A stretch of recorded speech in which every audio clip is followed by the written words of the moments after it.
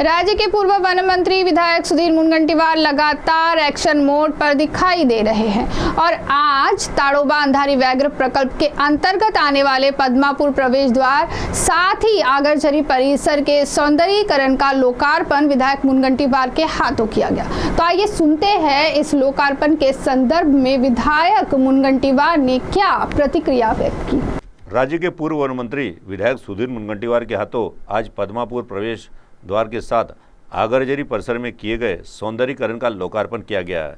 इस मौके पर भाजपा के अनेक पदाधिकारी भी मौजूद थे। साथ ही जिला परिषद के पूर्व सदस्य, मनपा के नगर सेवक, पूर्व नगर सेवकों के साथ वन विभाग के वरिष्ठ अधिकारी, कर्मचारी, साथ ही सार्वजनिक बांधकाम विभाग के कार्यकारी अभियंता तथा अन्य अधिकारी भी इस मौके पर मौजूद थे।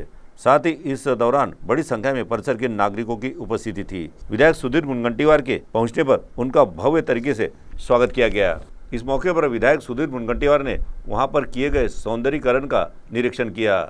तो आइए सुनते हैं इस मौके पर विधायक सुधीर मुनगंटीवार ने मीडिया प्रतिनिधियों के साथ बातचीत करते हुए उन्हें क्या जानकारी दी।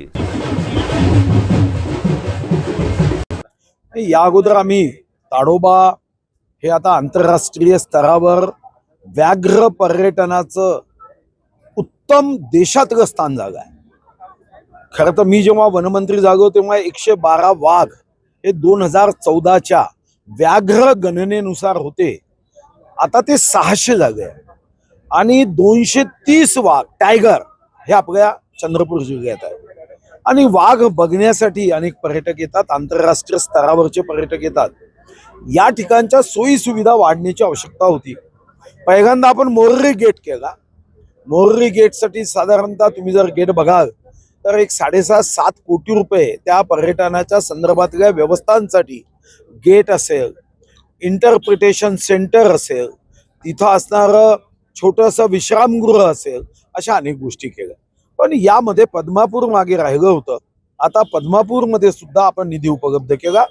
पद्मापूर पासून पुढे या रस्त्याला सुद्धा आपण 20 कोटी रुपये दिले।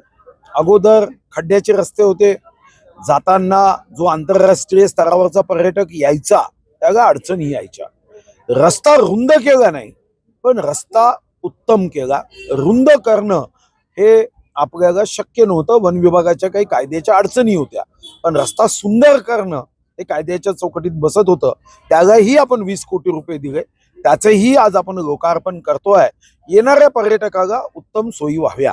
CTV के लिए वैभव रारकर की रिपोर्ट।